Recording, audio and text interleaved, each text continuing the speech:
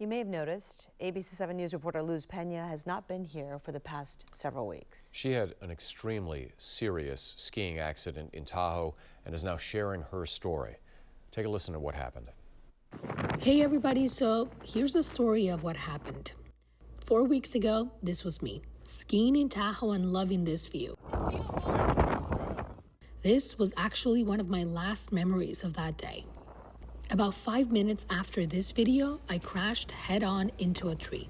My husband and brother-in-law found me on top of a tree well, motionless, face down, intertwined into multiple trees. They turned my torso around and decided not to touch my legs. That was critical, but they didn't know it then. They said my face was blue, my eyes were wide open, and I was making snoring noises. That noise is called a death rattle. It's a sign that a person is approaching death.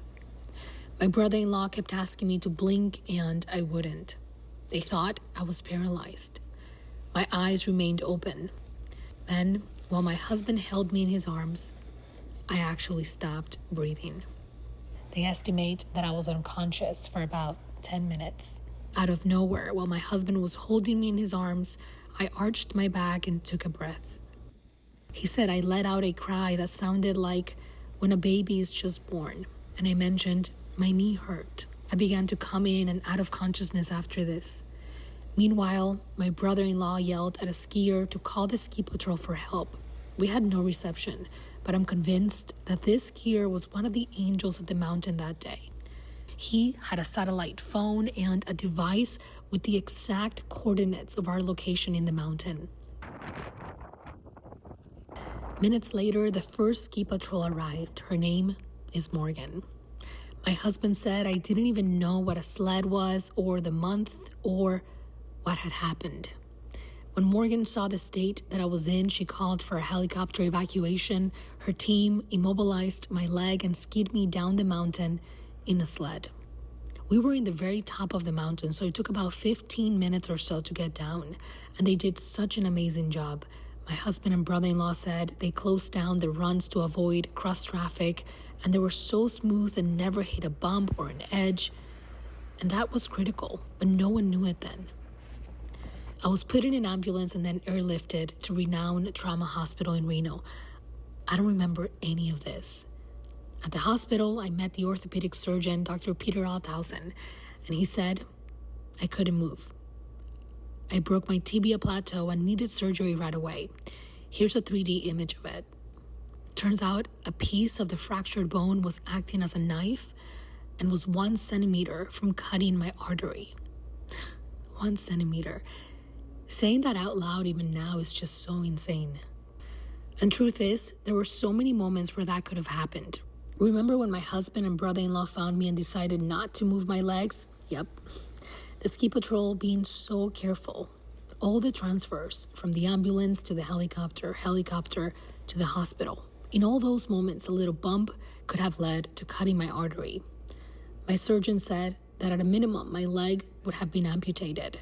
Worst case scenario, my life could have been at risk. So thank you, God, for another miracle. There was a lot of concern also about my head after hitting it so hard. That was actually the main concern. And the neurosurgeon said I had a major concussion, but it was a miracle. I didn't have any internal bleeding. I'm convinced that God protected me and my helmet truly did make a difference. Side note, please ski and snowboard with a helmet, especially one with MIPS technology. You'll know it has MIPS when it has a little sticker in the back. We had just gotten ours a few weeks back. And this technology protected my brain during the impact. And no, this is not an ad, but please do get one. Nice. Okay. So even though I have a long recovery ahead of me with a plate and 8 screws and can't walk for many months, I'm feeling so grateful. Every time I bend my knee a little bit is a victory. Straightening my knee, a victory. Lifting my leg on my own for the first time, a victory. Some days are painful. First day without the brace on. Feeling a little pain right now, right? But no need to question or feel sorry. I'm just so happy to be alive and to get an opportunity to make a difference in this world. Forever grateful to my amazing husband, who I love so much and has taken such great care of me. My brother-in-law, who will forever be one of my heroes. I love you, Nate. The perfect stranger who contacted Ski Patrol. I've been trying to find you, so please reach out if you see this video. I would love to say thank you. Morgan and her team from Heavenly's Ski Patrol, you guys are truly lifesavers. I can't wait to meet you in person, Morgan, and say thank you. Well, this time remember meeting you. My surgeon, Dr. Peter Althausen, thank you for saving my leg and my life. The staff at Renown for being so kind, thank you. Honestly, being so close to losing my life gives everything deeper meaning. I'm eternally grateful to God for giving me life again. Miracles happen, and I'm glad I'm an example of one. I believe there are many angels around us, and I'm grateful that so many of mine were skiing at Heavenly that day. Wow. Luz.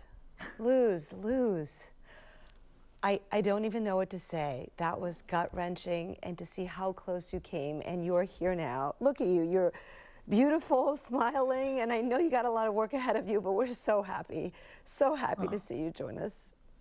Thank you so much. I'm so happy to be here. I'm so happy to be alive. Oh my God. How are you doing? That seems like a silly question. I know from what you put out there, there's so much rehab work, but what is it like for you right now?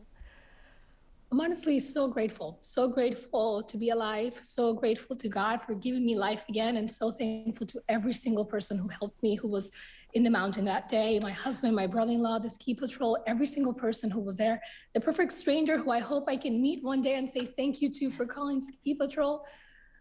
It's just so overwhelming to think how close he was, and I'm here. And thanks to every single one of those angels, I'm here telling the story. And if it wasn't for them, I wouldn't be. Yeah, I'm so glad you're joining us today because you look fantastic. So well, I saw your piece on Instagram a few days ago, and I was like, oh my God, I had no idea that it was this serious. I knew you were in a ski accident. I didn't know the whole backstory. So in terms of the rehab, we saw you lifting your leg for the first time. What's the timetable for you to get back to walking? And we want to see you back at work when you're ready. Not that soon, but what is your timetable? What are you thinking? I miss you guys so much. So I do want to go back to work so soon. I'll show you what I'm using right now. My walker, here it is. Here's my little walker, and it has a little duck and a horn. Look. So whenever I need extra help, my husband comes over and he helps me, but I can't walk for several months. I can't put any weight on my leg because it's still healing. The bone is still healing. So that's happening right now, but it's going well. And every day is honestly so exciting because I'm learning something new. I'm bending my knee, and I'm excited about bending it this much, which is so ironic because a month ago I was just walking normally, right? And then now every little thing is just a victory. So it completely changes your mindset about everything in life. Luz, you mentioned, right, the helmet that you think saved your life, MIPS. I think a lot of people may not know about that technology. Can you tell us about it? Normally helmets are there to protect your skull from, any fracture when you have a really high impact. But this type of technology protects your brain, which obviously protected me from getting a really bad concussion. So I would say definitely ski and snowboard with a helmet, and get a MIPS technology helmet if you can, because it will make a difference. It made a difference for me, and I'm so grateful that we had just gotten it just a couple of weeks back at Costco. So it honestly made a difference. And I say to everyone who skis and snowboards without a helmet, please stop doing that. Wear a helmet. Yeah. It could save your life. It will save your life, but it's just something that people have to change the mindset. Sometimes helmets don't look cute, but you need to wear one. Yeah, it's great advice. Lastly, maybe you don't want to remember, but is anything starting to come back, or is it just that whole experience, that 10 minutes where you weren't breathing? I mean, this just sounds, it's a miracle you're with us, actually. But are you remembering any more at this point? 10 minutes of being unconscious, according to my husband and my brother-in-law, but I don't remember anything. I just remember having an amazing day. It was February 4th, and we were at Tahoe. I'm so sorry. I'm so sorry. Yeah. I'm just, go on. I'm sorry. What were you saying?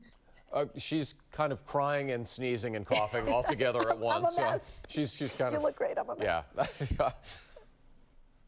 Well, no, I was just saying that I'm equally shocked as you guys are because I don't remember anything. And my last memory of that day is just having an incredible day and waking up at the hospital. And we do so many stories about just people having really crazy accidents. And then doctors tell us, this person didn't feel anything. It's okay. And it's so true. You don't feel anything. I didn't feel anything. And I just woke up and I remember seeing my husband at the hospital next to me and thinking like, what happened? Why am I here?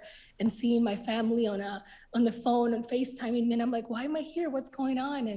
And then my husband knew I was coming back and my brain was coming back because I actually started interviewing the surgeon. You're still Luz, Yes, after exactly. all. Yeah. Yep, it's in your DNA. Yes. Yeah. Probably Question. in English and Spanish, right? Yeah. Look, I asked the question. I was okay. Wait, so how many of these surgeries have you done? That's a good question, actually. Yeah. That's when we all knew you were going Yeah. to be just fine. Look, I know it's a long road ahead, right? And I don't want to get ahead of anything, but in your mind, are you going to hit the slopes again once you're fully recovered? Absolutely. Absolutely. This is not going to make me not ski again. This is just something that happened in my life, and I'm learning so much from this accident, and it's been life-changing, but it's not going to stop me from doing things that that bring joy to my life. And skiing, obviously, it's one of those. And I will definitely go back to Heavenly, go back to anywhere else where I can ski, because an accident shouldn't change your life. It should give you a new perspective, but not put fear in your heart. Yeah, well, gratitude, right? Gratitude. That's what it's all about. Grateful for today. You're amazing. And we're grateful that, that you're back and able to join us in a speedy recovery, for sure.